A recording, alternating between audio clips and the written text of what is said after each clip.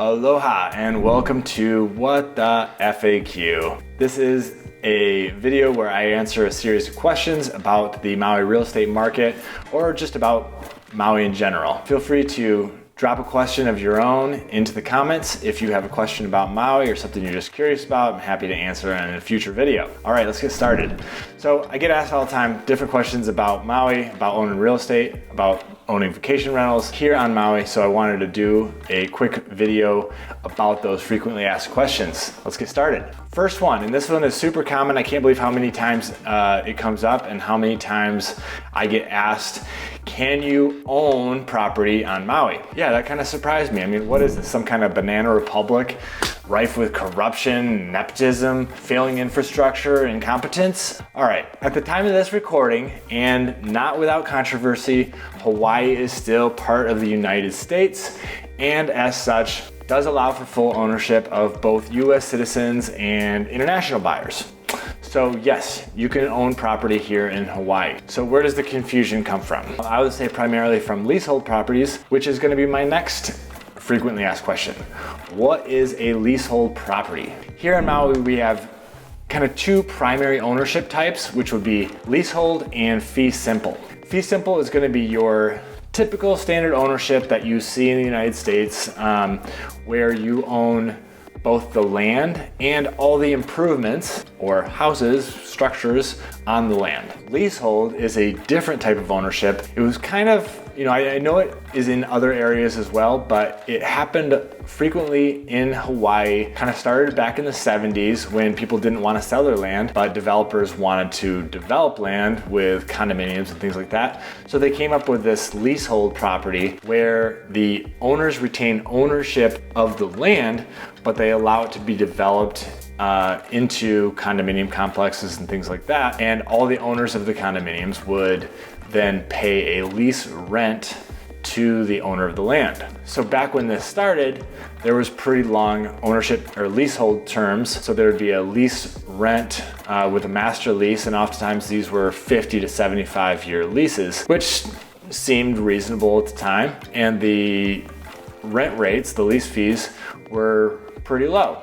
So it was a good way to go. Those properties would usually cost less than your typical fee simple property. So a buyer could buy a lease fee or a leasehold property, own it, pay the lease rent, and kind of feel like they got a pretty good deal. Now, here we are, 50 years later, and a lot of these leases have approached the end of their leases, or the end of their terms. The lease fees have gone up substantially over time. And so now you have leasehold properties that maybe have 20 years left or less, and they have pretty high lease fees. Sometimes you'll see these properties and they'll be waterfront properties that are selling for half or a third of fee simple properties nearby. So I get calls on these all the time where people want to know, what's the catch? Well, the catch is it's a leasehold property where, 20 years from now, you might not own that property anymore. And so what I do tell people is that you pay for it one way or another. You're gonna have that lease fee, and that's gonna be on top of your HOA fees and all the other ownership fees. So people can be surprised when they look at leasehold properties and go, okay, so you're telling me I have to pay $1,000 in HOA maintenance fees and $1,000 in leasehold fees? And the answer on that would be yes. So the cost of ownership goes up, but the cost to purchase goes down. So while a leasehold property might be significantly less expensive, it does come with added expense and uncertainty on the monthly. So people also ask, what happens if the lease runs out? Like, what if you buy one of these and the lease actually does go to the end of the term? There's usually an agreement in there called a surrender clause, which means that the units and the whole property revert back to the owner of the land. So say goodbye to that property. Now, this has never happened on Maui. It has happened in Oahu. There's quite a few properties that are leasehold where they're in an area where they really wouldn't be able to be redeveloped easily. So on those, we see the rents, the master leases being renewed, but there's no guarantees. All right, next question since we were on condominiums there for a little bit. What is a CPR property? You probably see this, it's pretty common to see them on the North Shore and upcountry, and people often wonder about those and what it means. So most people are familiar with what a condo is, but what is a CPR? It stands for condominium property regime. What this is another workaround that people figured out because it is so costly and time consuming to subdivide a property on Maui. People that own larger parcels and maybe they had multiple buildings on there, they had a home and an ohana, and they wanted to figure out how to break these up. And so clever people came up with the idea of condominiumizing them, is what people commonly say, where they split them up into two units that allow for separate ownership. They are still tied together. Technically, it would be two parcels that the properties are on, and so they are joined together, and they're part of a condominium association, essentially. So the benefit there is that an owner can split up and sell off a portion of their property, but they're not selling the full property, they're selling a unit of the property. Most commonly, we see these split up into A and B parcels, where the A unit is the larger one, the main house, and the B unit is the smaller ohana unit. There's different rules for the sizes and stuff like that, depending on what the zoning is, whether it's rural, residential, agricultural zoning. So you kind of got to dig into details on that to see what is allowed for size of the ohana buildings. Again, the benefit is that the owner gets to break it up. The negative is going to be that these two units are essentially tied together.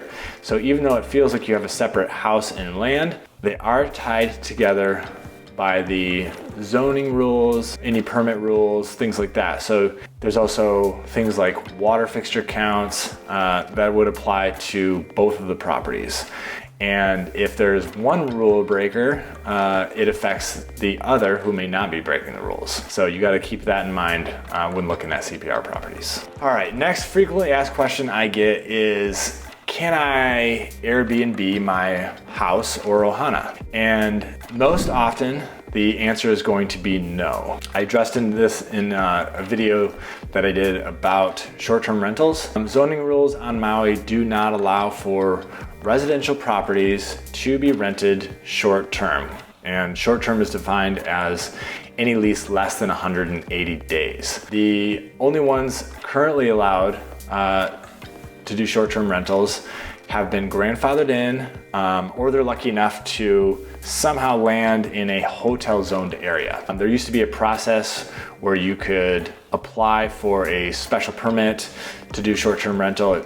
You had to own the property for 5 years and go through hearings and mail the whole neighborhood, anybody in and around your area, do notifications. But right now there's a moratorium. So you cannot do short-term rentals if you own a residential property, or if you're buying a house on Maui, it's not going to be able to be short-term rented. As far as the houses that are in one of those hotel zoned areas, before you get excited about one of those, they are extremely rare.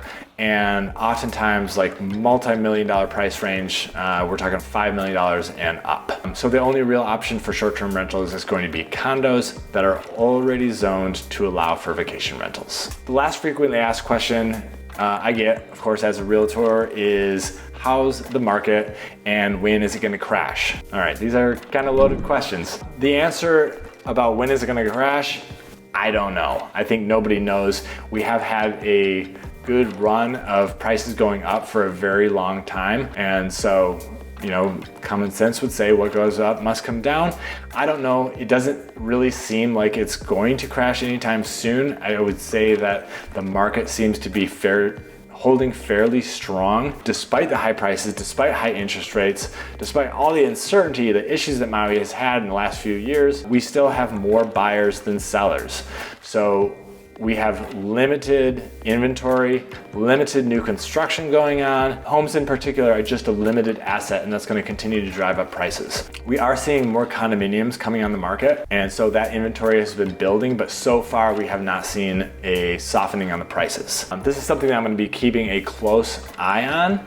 So if you want to know more about the market, feel free to call, text, or email me. I'd love to chat with you. Subscribe to this channel. I'll be definitely doing some more updates in the future and hopefully some more real estate specific updates. And of course, if you have any questions about the market, if you have any questions about Maui in general, about owning properties or short-term rentals, or you just want more information about Maui, ask me a question down below and hope to do more videos like this in the future. All right, aloha and mahalo.